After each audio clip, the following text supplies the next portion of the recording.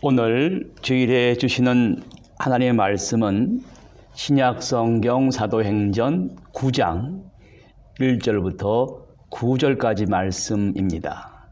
무엇이 한 사람을 바꿀 수 있습니까? 이러한 제목으로 은혜 나누고자 합니다. 오늘 본문은 바울이 예수 그리스도를 만나서 새 사람이 되는 장면입니다. 이 이야기는 사도행전에 무려 3번이나 기록될 정도로 굉장히 중요한 바울의 이야기입니다. 무엇이 그토록 중요하기에 3번이나 기록됐고, 그 내용은 무엇이 한 사람을 온전히 바꿀 수 있겠냐는 그러한 내용이 담겨져 있습니다. 보통 사람들이 교회를 다니면서 경험하는 은혜라고 하는 것, 바뀐다고 하는 것은 자신이 자신으로부터 시작합니다. 친구와 같이 교회를 다니며 체험해보지 못한 은혜를 받고 기도를 하고 산에 가서 기도를 하다가 바뀌게 됩니다. 그러나 바울의 경우 그렇지 않습니다. 예수 믿고 핍박받던 자를 잡아 죽이려고 다메섹까지 갔던 일입니다.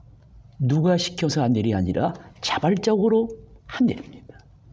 자발적으로 스데반을 죽이는 데 앞장섰고, 그 여파로 예수 믿는 사람들이 다메섹까지 도망갔다는 정보를 입수했어요. 그 사람들을 뿌리 뽑겠다고 공의회를 찾아가서 공문을 받고 위협과 살기가 등등한 사도행전의 9장의 사울의 모습을 보여줍니다. 사울은 율법을 고수하기 위해 이러한 사람들을 용납해서는 안 된다는 그러한 잘못된 믿음과 사명을 가지고 있었습니다. 어떻게 예수 그리스도를 증거하는 사람을 죽이려는 무시무시한 위협적인 살기를 가지고 있을 수 있을까? 도저히 정상적인 사람이라면 그럴 수 없다라고 합니다. 그러나 이 사울의 인간됨을, 심리를 연구한 사람들이 있습니다.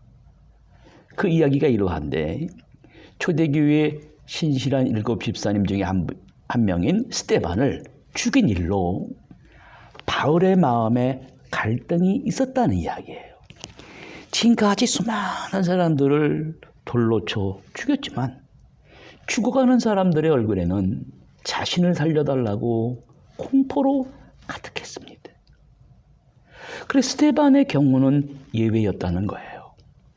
사도행전 6장 15절에 보니 공회 중에 앉은 사람들이 다 스데반을 주목하여 보니 그 얼굴이 마치 천사의 얼굴 같았더라. 그래서 58절에 사람들이 돌로 치고 증인들이 옷을 벗겨서 사울이라고 하는 청년의 발 앞에 두었다. 지금 스데반의 일로 인하여 사도 바울의 마음속 깊은 곳에 충격을 받았습니다. 특별히 스데반이 죽을 때 어떻게 죽었습니까? 주 예수여, 내 영혼을 받으소서. 이 죄를 저들에게 돌리지 마옵소서 하고 잤다는 거예요. 사울의 마음이 갈등이 일었습니다. 괴로웠습니다. 내면에서 이러한 목소리가 올라왔어요. 네가 사람을 잘못 죽였다. 그렇지 않고 어떻게 사람이 저렇게 평안한 얼굴로 죽어갈 수 있느냐. 여러분, 가만히 생각해 보십시오. 사람이 언제 악하게 될까요? 마음속에 두 마음이 충돌할 때입니다. 전통적인 유대인의 종교제도와 한 사람 사울의 내면의 깊은 곳에서 갈등이 사울의 정신과 영혼을 막 흔들고 있었습니다. 유대인의 가치 기준과 사회 제도인 율법을 어긴 개인에게 때로는 무시무시한 영혼의 폭력자가 되며 동시에 인생의 고립자들이 되어버리게 한 이 잘못된 시대의 정신은 계속해서 존재할 수가 없었습니다. 19세기 영국의 시인이자 평론가인 매튜 아놀드라는 사람은 이런 말을 했습니다. 인간은 두 가지 세계 사이에 사는데, 즉 죽은 세계와 태어나면서부터 무력한 세계 사이에서 방황하고 있다라고 했습니다. 여러분, 예수 믿는 사람들을 말살하려고 극악하게 행동하는 사울의 잘못된 열정을 보십시오. 이 사도행전이 성령의 행전으로 가치를 지니는 위대한 단면은 지금 하나님께서 저 잘못된 사람의 열정의 이 방향을 옳은 방향으로 돌려놓으면 아무에게서 찾아볼 수 없는 열정을 가진 사도가 된다라고 생각하신 것입니다. 하나님께서 잘못된 유대 민족의 시대 정신을 어떻게 올바로 하나님 나라의 시대 정신으로 전환시키셨습니까? 사도행전 3절 9절에 바울이 그의 전환을 이렇게 얘기합니다. 사울이 길을 가다가 다메섹에 이르렀더니 호련히 하늘로부터 빛이 그를 둘러 비쳤다는 거예요. 그 빛을 보고 사울은 그만 땅에 꼬꾸라지고 엎드러지고 말았습니다. 디모데전서 6장 16절에 그 빛을 이렇게 정의합니다. 하나님이 거하시는 곳의 영광의 빛인데 오직 그에게만 죽지 아니함이 있고 가까이 가지 못할 빛에 거하시고 아무 사람도 보지 못하였고 또 볼 수 없는 자신이 그에게 존귀와 영원한 능력을 돌릴지어다. 아멘. 이런 글이 기록되어 있습니다. 사울은 그 강렬한 빛으로 인해 시력을 잃고 땅에 엎드러져서 지금 질문을 하고 있습니다. 그 빛의 주인이 누군가? 주여 누구십니까? 좀 더 리얼하게 말씀드리면 당시의 상황을 전달하면 사울과 같이 예수의 제자들을 잡으려고 갔던 사람들은 그 사울을 눈멀게 한 빛은 보지 못하고 하늘에서 울리는 소리만 듣고 벌벌벌벌 떨고 있었다고 합니다. 여러분, 예수 믿는 사람들을 스데반처럼 잡아다 죽이는 사울을 사로잡는 하나님의 모습을 보시고 어떻게 생각하십니까? 본문에 그 빛의 주체를 이렇게 말합니다. 나는 너가 핍박하는 예수다. 사울의 전환점이 여기 있습니다. 사울은 그동안 예수 믿는 사람들을, 교회를 핍박했습니다. 주님은 사울이 핍박하는 교회와 예수 믿는 사람들, 그리고 며칠 전에 순교한 스데반, 이 사람들과 예수님 자신을 동일시하고 계십니다. 여러분, 사울이 언제 예수님을 핍박했습니까? 핍박한 적이 없습니다. 예수 믿는 사람들을 핍박했습니다. 예수님이 바로 그 점을 말씀하셨는데 왜 나를 핍박하느냐?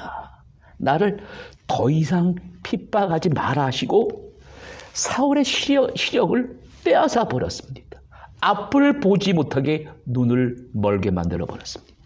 시각을 상실해 버리고 사울은 헤어나올 수 없는 늪지에 빠져 버렸습니다.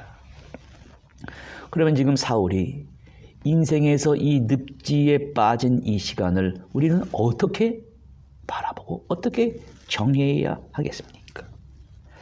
사울이 지금 맞이한 시간은 스스로 헤어나올 수 없는 늪지에 빠진 거예요. 정신의 늪지에 빠져 있습니다. 이 인간의 정신의 늪에는 죄와 자기의, 그리고 고립과 외로움과 불안과 죄책감과 우울과 절망이 살고 있어요.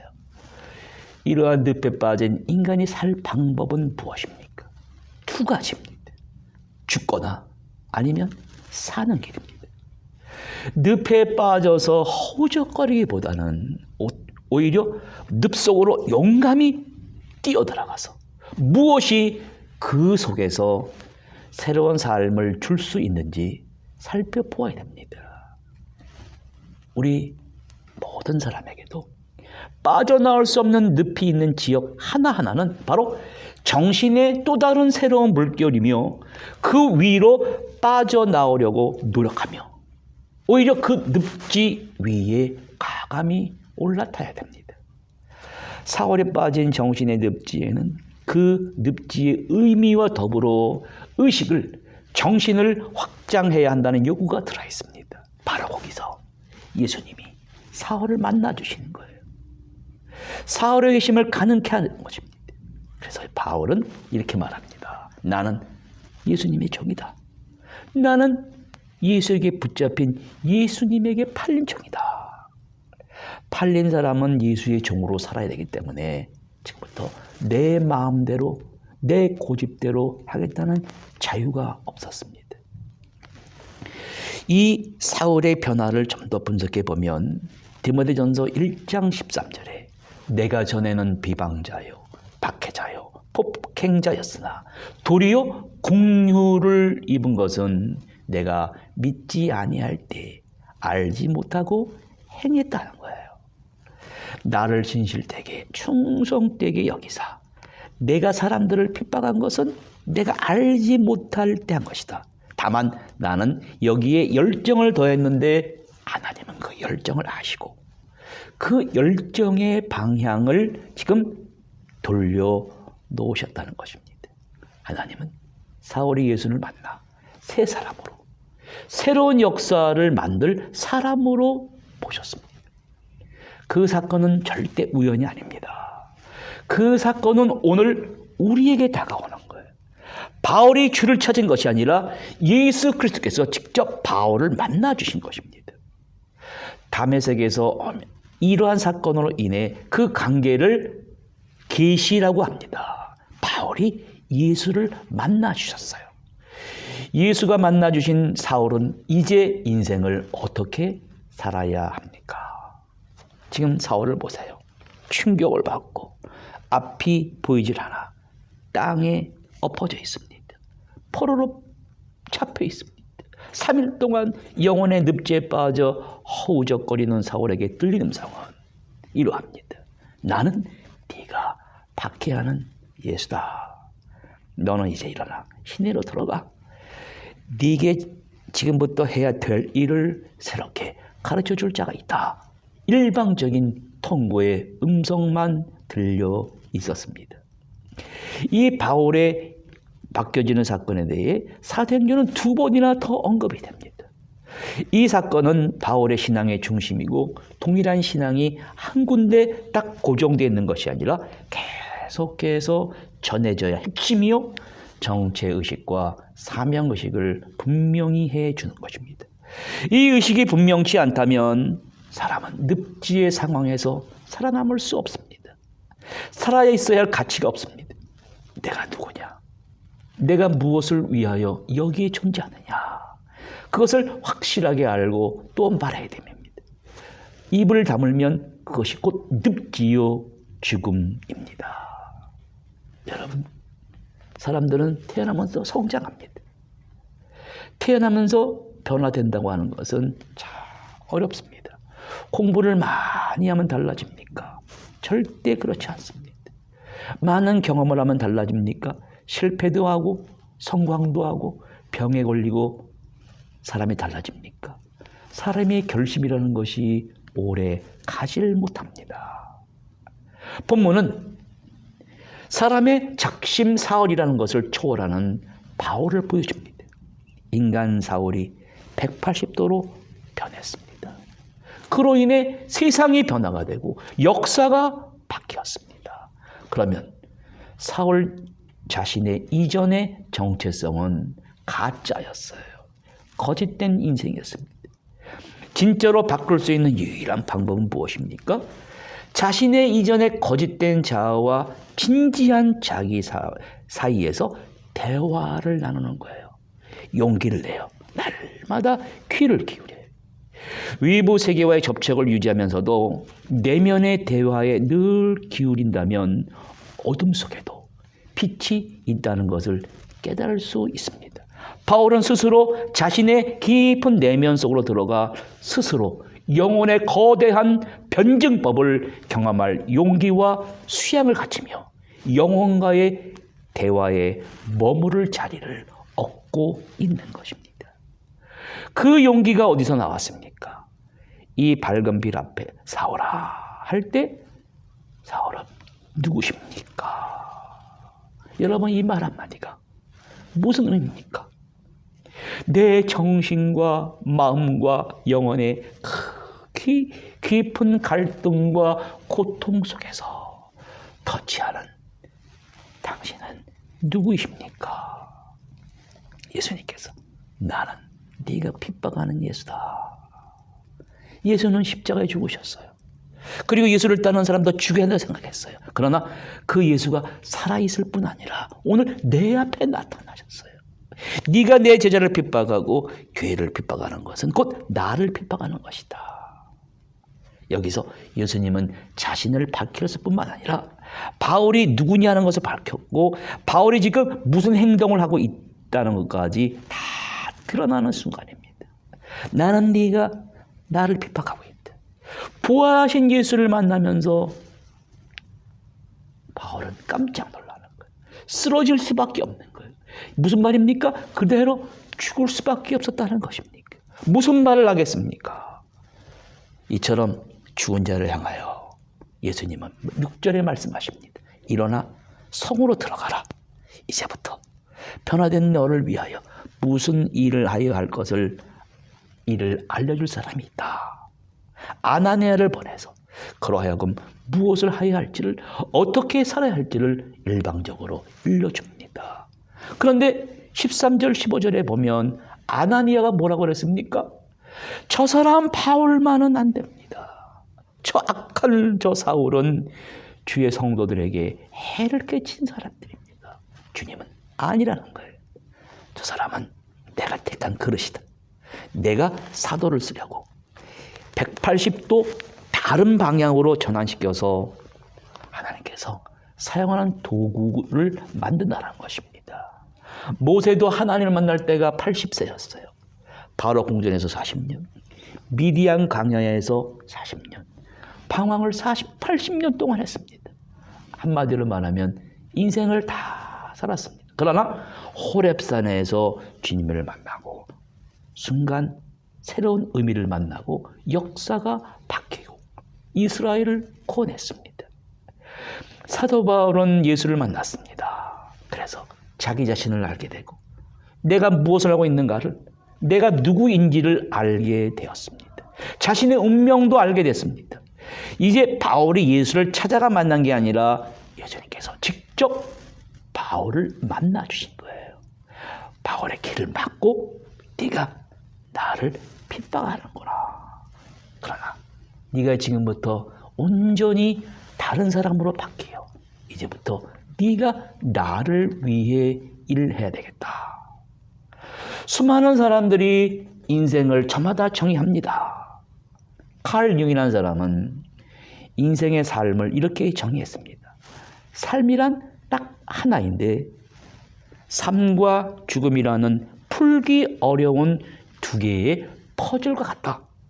삶은 그 두 개의 퍼즐, 삶과 죽음 사이에 빛나는 잠깐의 정지 상태라고 했습니다.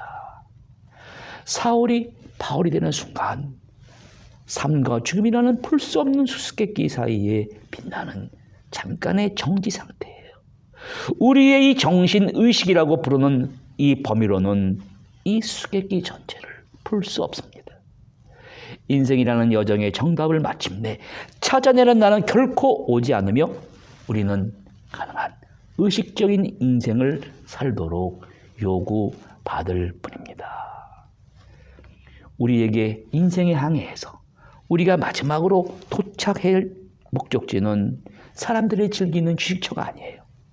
우리의 인생의 여정을 일깨우고 움직이는 영적 에너지의 원천입니다. 인생 후반부에선 언제나 낡은 자아가 자신에게 좀 더 충실하라고 요구해 올지 모르지만 오늘 우리가 처한 현실감은 훨씬 더 낡은 자아에 의존하고 있습니다. 지금 밖을 내다보면 오미크론 바이러스 확진자들이 10만 명을 넘어서고 있습니다. 어느 시점에 멈출지를 모릅니다. 사람들은 내가 이 오미크론 바이러스에 걸려서 그것을 두려워하면서 오늘 추운 날씨에 긴 줄을 서서 기다리며 검사를 합니다. 왜 그렇습니까? 무서워하는 거예요. 코로나 바이러스의 미세한 병균이 무서운 것처럼 사람들의 죄도 무섭다는 것을 알아야 됩니다.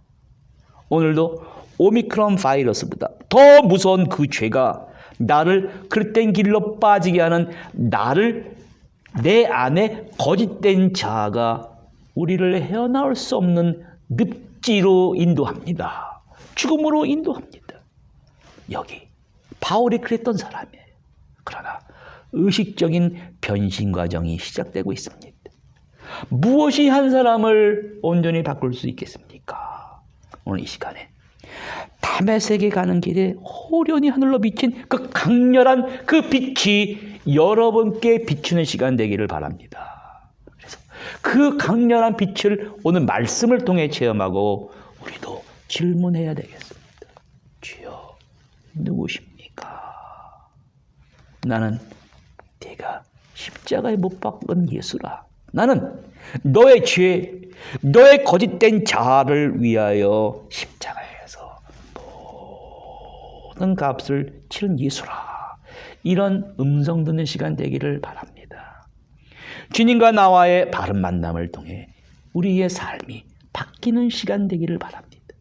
이러한 영적인 전환이 온전히 이루어지고 나면 우리 자신을 사로잡던 과거의 자아, 육구의 대부분이 이 늪지대가 사라지고 새로운 아름다운 초원이 우리에게 펼쳐지게 됩니다. 이전의 자아의 몰락을 가져오며 이전과는 다른 자기를 찾아볼 수 있기 때문에 이전의 거짓된 자아는 더 이상 중요하다고 느껴지지 않을 것입니다. 그러한 바른 정체의식, 그 속에 극적인 새로운 전환을 이루는 인생의 출발을 새롭게 하시는 성도님들 되시기를 바랍니다. 기도하시겠습니다. 하나님 아버지, 이제 우리는 주신 말씀을 통해 주님을 새롭게 만나게 하시고 바울처럼 오늘 우리의 우리됨을 알게 하시고 내가 지금 어느 시점에 있는 것도 알게 해주시오니 감사드립니다.